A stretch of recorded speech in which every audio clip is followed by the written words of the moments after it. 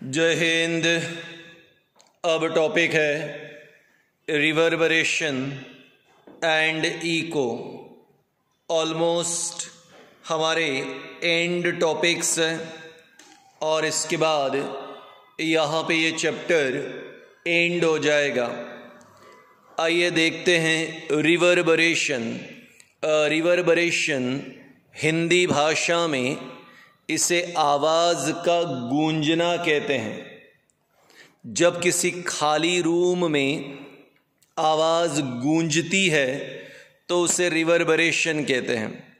आपको ये बात पता है, घर में जब किसी खाली रूम में जब हम पेंटिंग वगैरह करवाते हैं, ऐसे समय जब किसी खाली रूम में हम बात करते हैं तो हमारी आवाज़ ऐसा लगता है घूम रही है, ऐसा लगता है गूंज रही है।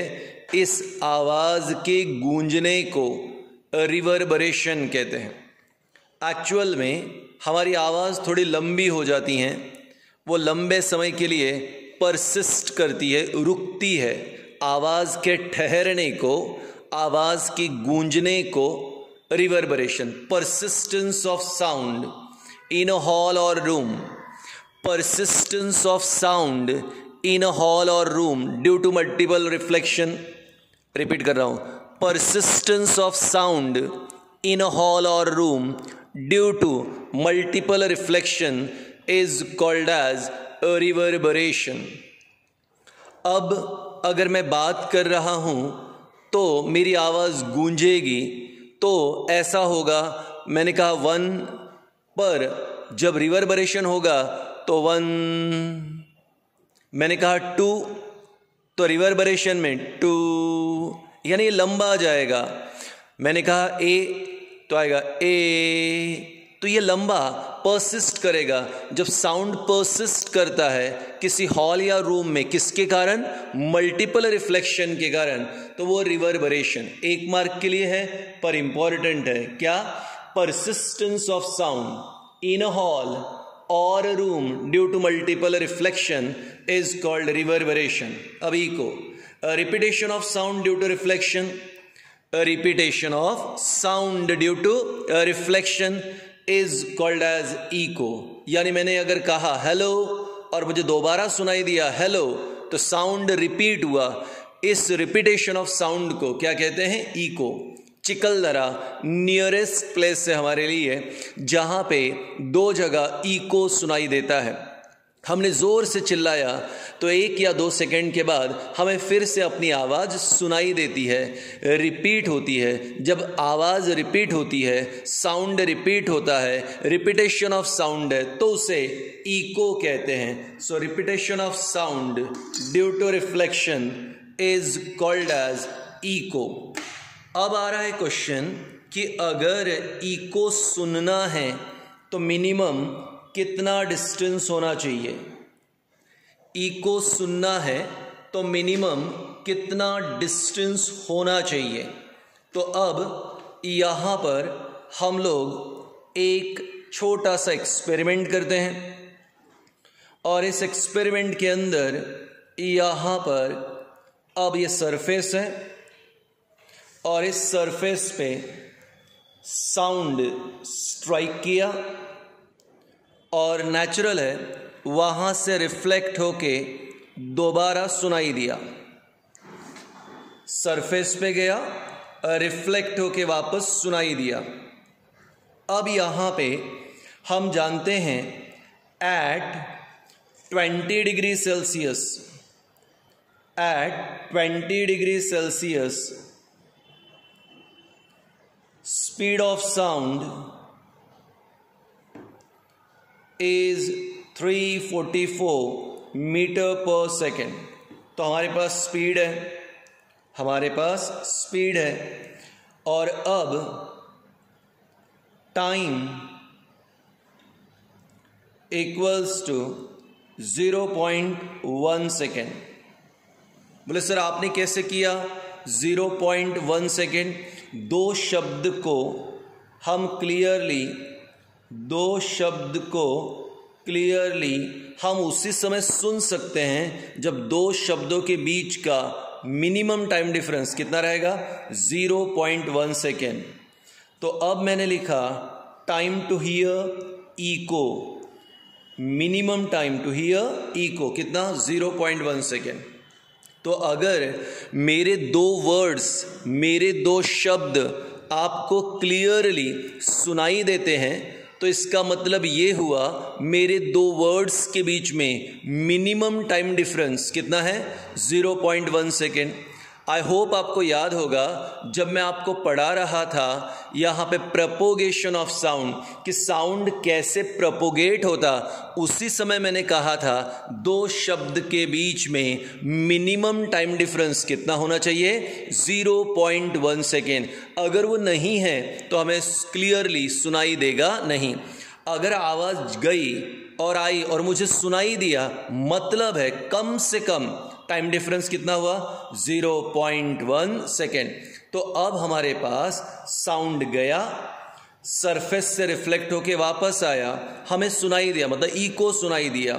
अब इको अगर सुनाई दिया तो डिस्टेंस कितना, so speed of sound 344 metre per second 20 degree Celsius पे, और minimum time to hear an echo 0.1 second. Therefore चलो ध्यान दो, अब speed equals to distance upon time, 344 equals to distance upon 0.1, 34.4 meter equals to distance। तो अब हमारे लिए यहाँ पे डिस्टेंस मिल गया, कितना डिस्टेंस मिला 34.4 metre. So 34.4 meter is the 34.4 meter is the distance between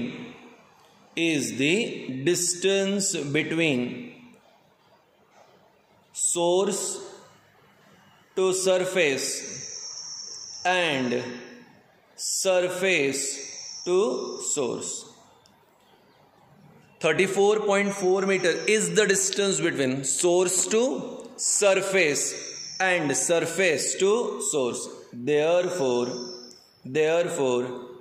distance between source to surface will be half, that is 34.4 upon 2 equals to 17.2 metre. तो मिनिमम डिस्टेंस जिस पे हम इको सुन सकते हैं वह है 17.2 मीटर। तो 17.2 मीटर अगर डिस्टेंस है तो इको सुनाई देगा। अगर वो 17.1 भी है तो इको सुनाई देगा नहीं। तो हमारे लिए हेडिंग क्या था, calculation of minimum distance to hear an echo. वो कौन सा मिनिमम डिस्टेंस होगा जिस पे हमें इको सुनाई दे। हम अपने घर के बड़े से हॉल में इको नहीं सुन सकते। हम कुछ जगहों पे छोटे छोटे जो बड़े यहाँ पे क्लासरूम्स होती हैं वहाँ पे इको नहीं सुन सकते। रीज़न क्योंकि वहाँ पे दो सरफेस के बीच का डिस्टेंस 17.2 मीटर से क्या होता है, कम। तो मिनिमम डिस्टेंस जिस पे हम इको सुन सकते हैं वह है 17.2 मीटर। आइए वापस, आवाज़ के गूंजने को, जब किसी रूम या हॉल में आवाज़ गूंजती है तो आवाज़ के गूंजने को रिवर्बरेशन कहते हैं। Persistence of sound in a hall और रूम ड्यू टू रिफ्लेक्शन और due to multiple reflection is reverberation. Sound का रिपीट होना, repetition of sound due to reflection, echo. Echo सुनने के लिए मिनिमम डिस्टेंस 17.2 मीटर। कैसे पता किया, ये एक्सपेरिमेंट से।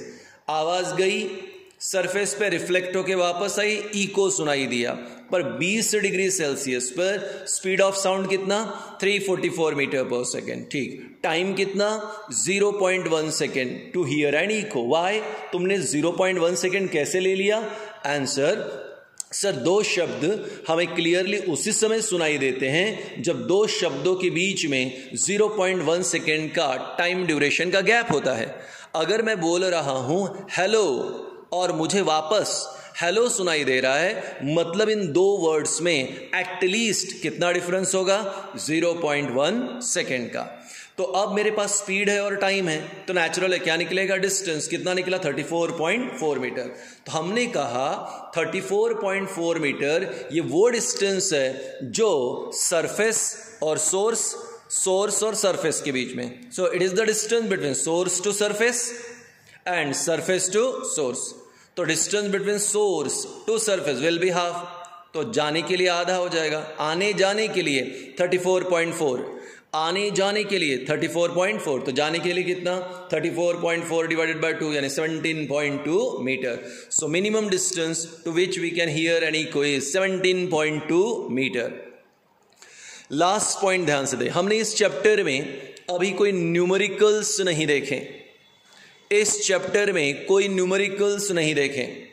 यहां पे बहुत ही कम फॉर्मूला, एक है speed is equal to distance upon time, दूसरा फॉर्मूला है f is equal to 1/t, तीसरा फॉर्मूला है लैम्बडा इज इक्वल टू यहाँ पे v is equal to lambda into f, v speed is equal to wavelength into frequency. इन तीन फॉर्मूले पे ही सारे न्यूमेरिकल्स है, पर आप तो जानते हैं न्यूमेरिकल्स क्लासरूम प्रोग्राम में ही आएंगे और कुछ जो बोर्ड ओरिएंटेड क्वेश्चंस है वो भी क्लासरूम प्रोग्राम में आएंगे। अब आप इसकी अच्छी तरीके से प्रिपरेशन कीजिए। आपने स्टार्टिंग से ही वीडियो देखे हैं, फिर भी एक बार कंटिन्यूअसली सारे वीडियोस देख लीजिए। होपफुली अगले लेक्चर में हम नया चैप्टर स्टार्ट करेंगे। Thank you.